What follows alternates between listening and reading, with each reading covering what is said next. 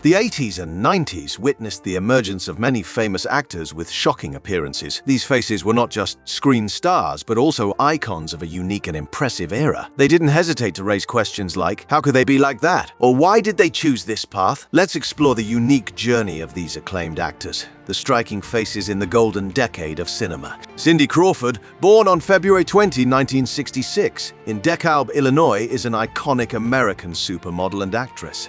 Crawford's modeling career began when she was still in high school. She won the Elite Model Management's Look of the Year contest when she was 17, and her life was never the same.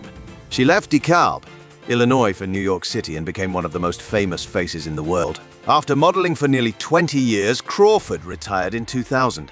She has created a line of cosmetics called Meaningful Beauty and has had her own furniture line sold in JCPenney's. She returned to modeling in 2011 and has even appeared in print with her daughter. You're looking at it, jeans and a white shirt. Who's your fashion icon? Anyone with confidence. What's your spirit animal? Is your favorite? My favorite Vogue cover is my very first.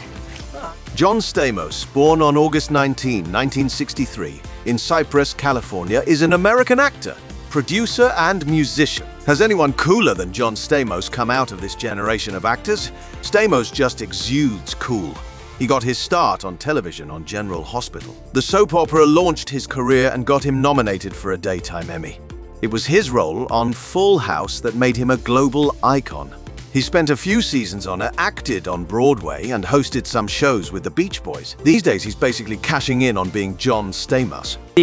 My mother-in-law, who I love, and she's been in education for 30 years. I said, that the end of that chapter, yes, you're married to my daughter. Christie Brinkley was born on February 2, 1954, in Monroe, Michigan, UA. She is a renowned American model, actress, and businesswoman. Christie Brinkley made modeling history when she signed a record 25-year deal with cosmetics brand CoverGirl.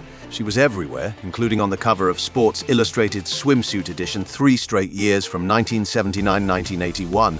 Brinkley even dabbled in acting, appearing in 2 of the Vacation films. Recently, she played the wife of Parks Department employee Gary Gergich on the NBC sitcom Parks and Recreation. Brinkley has also been involved in everything from design companies to infomercials. You name it. Christie Brinkley has done it over the last 40 years. Eat right and you exercise and you have a good mental... At an article online, you never, ever go into the comments. Christian Slater was born on August 18, 1969, in New York City, New York, USA. Christian Slater was born into show business and made his TV debut at the tender age of 8. He broke through into the mainstream in the 80s with his leading role in The Legend of Billie Jean and starred in big-budget films in the 90s like Robin Hood, Prince of Thieves, and Interview with a Vampire.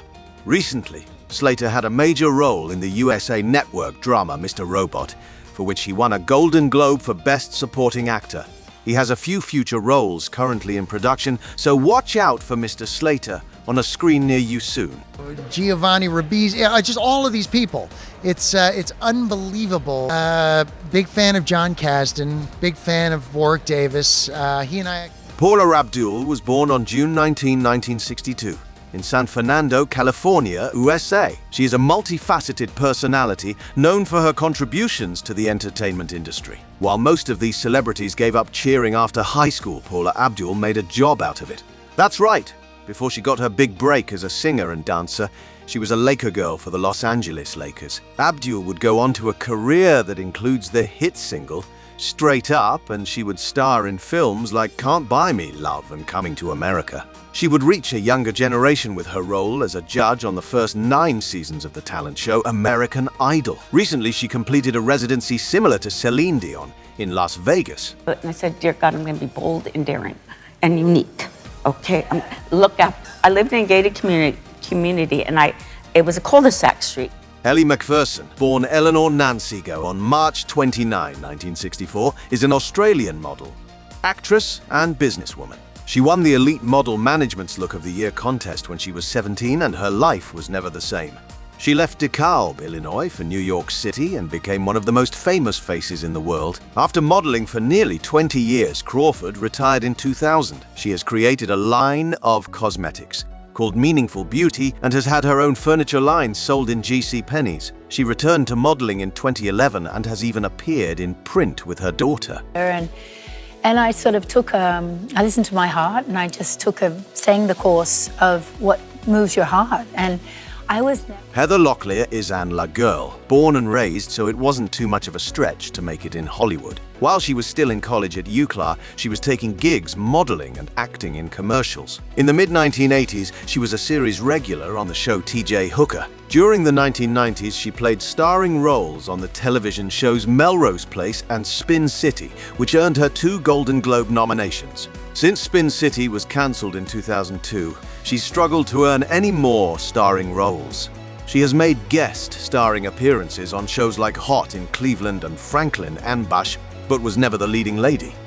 A mother and a father, keeping the brand together, going through and that will get you out. So she's just an amazing human being, and it's really the story of these. Daryl Hannah's first big role came in the 1982 sci-fi classic, Blade Runner, in which she performed many of her own stunts. She would go on to star in Splash Wall Street and Roxanne before capping off the decade with Steel Magnolias. Hannah's career didn't stop at the end of the 80s. Roles in Grumpy Old Men and Attack of the 50-Foot Woman led to her being named to Empire magazine's 100 Sexiest Stars in Film History in 1995. This century, she's appeared in Kill Bill and the Netflix series Sense8.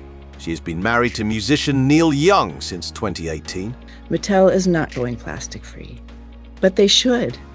And I'd venture to say they could, because Barbie is the star of this summer's hottest blockbuster, and she's going through a cultural metamorphosis. No actress is more closely associated with the 1980s Brat Pack scene than Molly Ringwald.